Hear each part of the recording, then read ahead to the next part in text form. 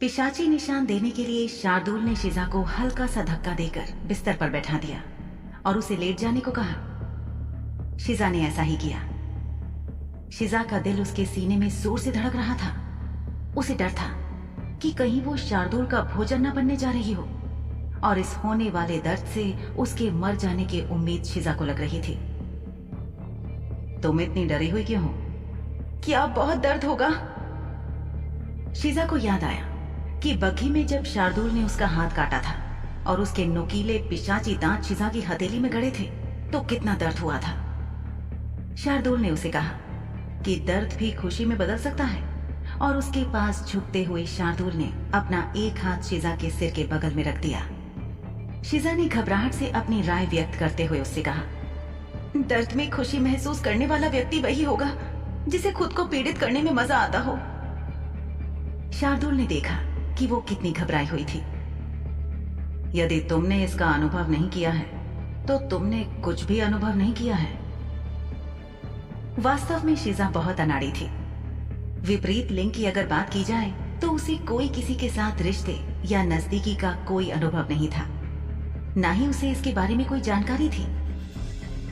इतना तनाव मत लो, मैंने तुम्हें एक बार काटा था ना, एक और बार काटने से ज्यादा मुश्किल नहीं होना चाहिए। देखना, तुम्हें इसकी आदत हो जाएगी। और अगर मैं ये कहूं कि मैं एक और बार तुम्हारा खून नहीं चखना चाहता तो ये झूठ होगा शिजा। शार्दुल की फुसफुसाहट शिजा के शरीर में तनाव को और बढ़ा रही थी। अब वो बहुत असहज थी। शार्दुल ने अपनी उंगलियों को शिजा की पीली सी दिख रही गर्दन पर घुमाया। हर स्पर्श ने शिजा की त्वचा पर रोंगटे खड़े कर दिए, जो केवल उस पिशाच को और रोमांचित कर रहे थे। तुम क्या चाहती हो कि मैं तुम्हें कैसे काटूं? शिजा पूछे गए सवाल पर गुस्से और शर्म से लाल हो गई। ये किस तरह का सवाल था? ये शुद्ध खून वाला पिशाच खुद तो बेशर्म था ही, लेकिन क्या वो ये सोच रहा था कि शिजा भी उसके जैसी बेशर्म थी? जब वो कुछ नहीं बोली तो शार्दुल ने कहा, तुम्हारा प्रतिरोध केवल मुझे तुम्हें काटने के लिए और उत्साहित करेगा। मालिक, आप अजीब बात कर रहे हैं, शिजा ने शिकायत की। अब उसे लग रहा था कि शायद ये पिशाची बंधन कोई अच्छा विचार नहीं था। तभी शार्दुल ने उससे कहा कि वो तो हमेशा से ही अजीब ही था, लेकिन शिजा जानती थी कि आज वो सामान्य से ज्यादा अजीब हो रहा था और थोड़ा अजनबी सा भी। शार्दुल ने उसकी कत्थई धूसर आंखों में देखा। शिजा ने भी उसे देखा। शिजा के गाल लाल हो गए थे और शार्दुल जान गया था कि उसकी बातों ने शिजा पर असर डाला था। इस बात ने केवल शार्दुल के दिमाग को कुछ और ऐसी चीजें करने के लिए उकसाया जिससे शिजा को शर्म आई। उसे शर्मिंदा होते देखना शार्दुल को पसंद था। वो बोला, तुम्हारा कितना गंदा दिमाग है। मैं तो सिर्फ ये जानना चाहता था कि तुम क्या चाहती हो, कि मैं तुम्हें कैसे काटूं, और यहाँ तुम शरारतें करने के बारे में सोच रही हो। कौन जानता था कि नन्ही चिड़िया की कुछ कल्पनाएं भी हैं। शार्दुल ने अपने शब्दों से उस लड़की के लिए समय काटना बदतर बना दिया जो उसके नीचे लेटी थी। अब अपनी निगाहें शार्दुल पर टिकाए रहने में असमर्थ शिजा ने मुड़कर दूसरी तरफ देखने के लिए अपना सिर घुमा लिया। शिजा को पता था कि शार्दुल यही तो चाहता था कि वो बात करे और वो फिर से कुछ अटपटा कहकर शिजा को शर्मिंदा करके उसकी शर्म का लुत्फ ले। उसने सपाट लहजे में अपनी आंखें शार्दुल की आंखों से ना मिलाते हुए कहा, मैंने सोचा था कि काटने का केवल एक ही तरीका है। बेशक, मेरा मतलब था कि क्या तुम चाहती हो कि मैं आहिस्ता से, सौम्यता से तुम्हें काटूं या थोड़ा। शार्दुल ने बहुत धीमी आवाज में शिजा के कान के बिल्कुल पास आकर ये कहा। शिजा खुद को तैयार महसूस कर सकती थी क्योंकि शार्दुल का एक हाथ अब शिजा की गर्दन से नीचे चला गया था ताकि गर्दन को थोड़ा सा ऊपर उठाकर वो बिना किसी बाधा के काट सके। शार्दुल ने पूछा, दर्द में खुशी चाहिए या कोमलता से काटूं? शिजा को यह किसी सिर खपाऊ सवाल से कम नहीं लगा। क्या होगा अगर शार्दुल का काटना जो कोमल होना चाहिए था वो वास्तव में कोमल नहीं हुआ तो? शार्दुल शाह जैसे व्यक्ति के साथ कोई ये नहीं बता सकता था कि उसके दिमाग में कब क्या खुरापात चल रही हो। शिजा ने अपनी त्वचा पर गर्म सांस महसूस करते हुए अपनी आंखें बंद कर लीं। फिर शिजा ने जवाब में कहा, मालिक, जो भी आपके हिसाब से कम दर्दनाक हो सकता है वही तरीका अपनाइए। तुम जानती हो कि ये दूसरी बार है जब तुमने मुझे तुम्हारे लिए चुनने को कहा, जबकि मैंने तुम्हें चुनने का अधिकार दिया था। शार्दुल ने शिजा के ऊपर लेटते हुए कांपते हुए कहा। शिजा ने सोचा कि शार्दुल दर्द की यातना को क्यों बढ़ा रहा था। अभी तक उसने शिजा को काटा नहीं था और शिजा जल्दी से इससे उबरना चाहती थी। वो चाहती थी कि शार्दुल उसे परेशान करना बंद करे और पिशाची निशान देने का काम जल्द खत्म करे। लेकिन शार्दुल की सांसों ने शिजा को सहरा दिया। उसके होंठ शिजा की गर्दन पर गर्म सांसें छोड़ रहे थे, मानो वो केवल उसे और चिढ़ाना चाह रहा था। जब शार्दुल ने अपना मुंह शिजा की गर्दन पर रखा तो शिजा ने अपनी आंखें अपने आप बंद कर लीं। शार्दुल के होंठ उसकी गर्दन पर कोमलता से टिके थे। कुछ पलों के लिए वो स्थिर हो गया और तब तक नहीं हिला जब तक कि उसके नुकीले पिशाची दांत अंततः शिजा की गर्दन में धंस नहीं गए। शिजा दर्द से हिल गई और उसने अपने हाथों को मुट्ठी में गेंद की तरह कस लिया। जितना गहरा शार्दुल ने अपने दांतों को शिजा की त्वचा में डुबोया, उतना ही शिजा ने इसके बारे में ना सोचने की कोशिश की। लेकिन उसकी गर्दन में गड़ रहे नुकीले दांतों और हो रहे दर्द से बचना मुश्किल था। बहे हुए खून को चाटते हुए शार्दुल ने शिजा को देखने के लिए अपने शरीर को पीछे खींच लिया। शिजा ने अपनी आंखें कसकर बंद कर ली थी। क्या ये खत्म हो गया? हाँ। शार्दुल उठकर बैठ गया और फिर उसने अपना हाथ शिजा को दिया और बिस्तर पर बैठने में उसकी मदद की। फिर शार्दुल ने पूछा, तुम्हें कैसा लग रहा है? जवाब में शिजा ने पूछा, सामान्य, क्योंकि वो निश्चित नहीं थी कि उसे कैसा महसूस करना चाहिए था। शार्दुल ने अपना हाथ उसके सिर के ऊपर रखा और कहा, सामान्य अच्छा है। वो उठ खड़ा हुआ और अपनी अलमारी की ओर जाकर शार्दुल ने ऐसे कपड़े उठाए जो घर के कपड़े नहीं दिखते थे। साफ था कि वो कहीं जा रहा था। शिजा ने पिशाची निशान के बारे में सोचा कि क्या ये बस इतना सा ही काम था। आज तक जो कुछ भी शिजा ने सुना था उसके मुताबिक वो सोच रही थी कि ये एक बहुत दर्दनाक प्रक्रिया होने वाली थी जिसमें उसकी जान भी जा सकती थी। लेकिन ऐसा तो कुछ भी नहीं हुआ।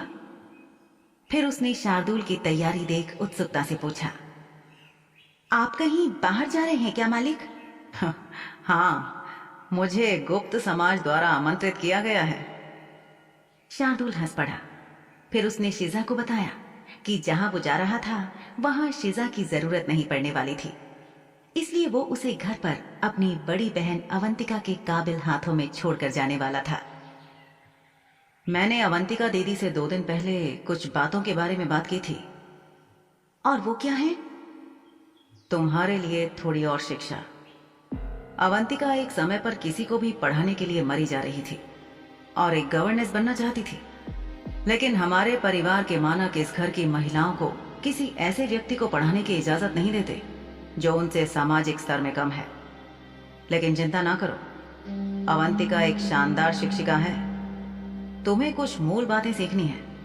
उसके बाद जब तुम अच्छा ज्ञान प्राप्त कर लोगी तो मैं तुमको बुशरा के पास ले जाऊंगा। क्या बुशरा काली चुड़ैल है? हाँ।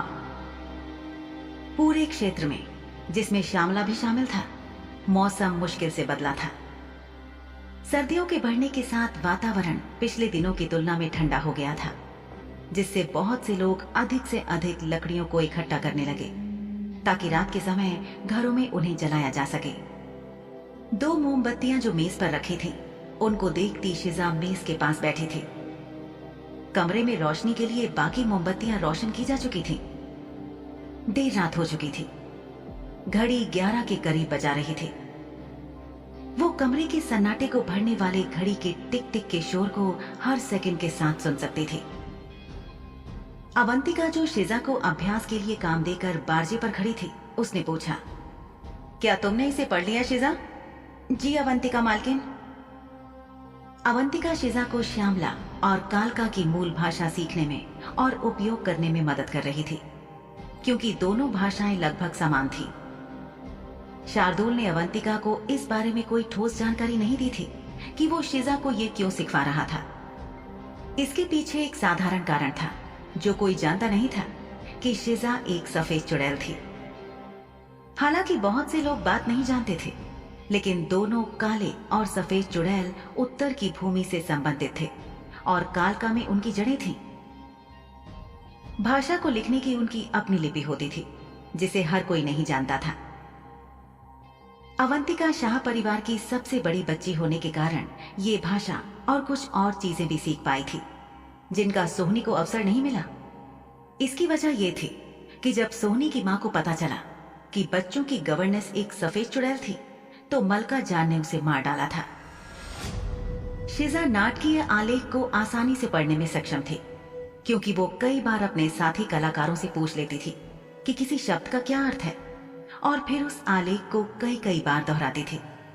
लेकिन उनमें से कुछ ही शब्द थे जो थिएटर के बाहर भी उसके सामने आए हों। अवंतिका चुपचाप शिजा के लिखे उत्तर जांच रही थी। उसका चेहरा ना तो कोई अस्वीकृति दिखा रहा था और ना ही इस बात पर कोई अनुमोदन कर रहा था कि शिजा ने उसमें सही उत्तर लिखे हैं। शिजा, तुमने अच्छा किया है। कुछ त्रुटियां हैं लेकिन हम कल इस पर काम करेंगे।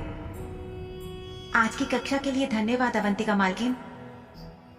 शिजा ने आभार प्रकट करने के लिए अदब से अपना सिर झुका लिया। तुम्हारा स्वागत है शिजा। मैंने कभी किसी को पढ़ाया नहीं है। ये कितना दिलचस्प है कि मैंने जो सीखा है उसे मुझे खुद तुमको सिखाना है। कम से कम अब समय को सही तरीके से बिताने का एक और तरीका है। तुम्हें थोड़ी जानकारी पहले से ही है जिसने इन सीखने सिखाने की प्रक्रिया को आसान बना दिया है। अच्छा सुनो, काफी देर हो चुकी है। शार्दुल के दरवाजे पर दस्तक देने से पहले तुमको वापस जाना चाहिए। शिजा को शक था कि शार्दुल घर वापस आया है। यह अजीब था, लेकिन जब से शार्दुल ने उसे उस पिशाची बंधन के साथ चिन्हित किया था जिसके बारे में शिजा को अभी भी कोई सुराग नहीं था कि ये मालिक दास बंधन क्या था, बावजूद इसके वो शार्दुल को कभी कभी वापस घर लौटने के बाद महसूस कर सकती थी। इसी बात के कारण वो सोच रही थी कि आखिर ये किस तरह का निशान था। क्या ये बंधन दो तरफा था? अगर हां, तो किस तरह से काम करता था? उसे लगा कि एक बार जब शार्दुल वापस लौटे तो शिजा को इस बंधन को जांचने परखने का प्रयास करना चाहिए। उसने अवंतिका को फिर से आदर के साथ धन्यवाद दिया। अवंतिका जवाब में मुस्कुराई। जैसे ही शिजा दरवाजे की ओर बढ़ी, अवंतिका ने अचानक उससे पूछा, मेरे भाई और तुम्हारे बीच सब कुछ कैसा चल रहा है? ये एक ऐसा सवाल था जिसकी शिजा ने उम्मीद नहीं की थी। अवंतिका आमतौर पर किसी के निजी मामलों में दखल नहीं देती थी, लेकिन इस वक्त वो अपने छोटे भाई शार्दुल की बात कर रही थी और उसे लेकर वो अक्सर चिंतित रहती थी। शिजा के गले में झूलते पारिवारिक चिन्ह वाले लॉकेट को देखकर अवंतिका ज्यादा उत्सुक थी, क्योंकि इस लॉकेट को एक समय पर उसकी मां पहना करती थी जो अब इस दुनिया में नहीं थी। शिजा ने अवंतिका की नजर अपने गले में पहने लॉकेट पर टिकी देखी और कहा, जी सब ठीक है मालकिन। ठीक है, हम कल दोपहर में आज का काम दोहराएंगे। अवंतिका के स्वर ने जैसे पहले से ही अंधेरे कमरे को थोड़ा और उदास और अजीब कर दिया। तभी शिजा ने शार्दुल को महसूस किया। शार्दुल हवेली पर पहुंच गया था। अवंतिका को शुभ रात्रि कहकर उसके कमरे से विदा लेकर वो शार्दुल के कमरे की ओर चल दी। शिजा ने दरवाजा खटखटाया और शार्दुल को उसके कमरे में नहीं पाया। तभी उसे अपने ठीक पीछे से शार्दुल की आवाज सुनाई दी। अवंतिका के साथ आज की पढ़ाई कैसी थी? शिजा ने देखा शार्दुल के बाल हवा की वजह से उसके माथे पर बिखरे हुए थे। शार्दुल अंदर आया और उसके इशारे पर शिजा ने कमरे का दरवाजा बंद कर दिया। शार्दुल सीधे जाकर बिस्तर पर लेट गया। आजकल वो सुबह सुबह हवेली से निकल जाता था और देर रात वापस लौटता था। ऐसा लग रहा था कि परिषद और श्यामला की भूमि व्यस्त हो गई थी। शिजा ने शार्दुल का अभिवादन किया, लेकिन फिर देखा कि शार्दुल अपनी आंखें बंद करके लेटा हुआ था। उसे देखकर लग रहा था कि जैसे वो थक गया हो। शिजा सोचने लगी कि शार्दुल बग्घी में बैठकर इतना सफर रोज क्यों कर रहा था।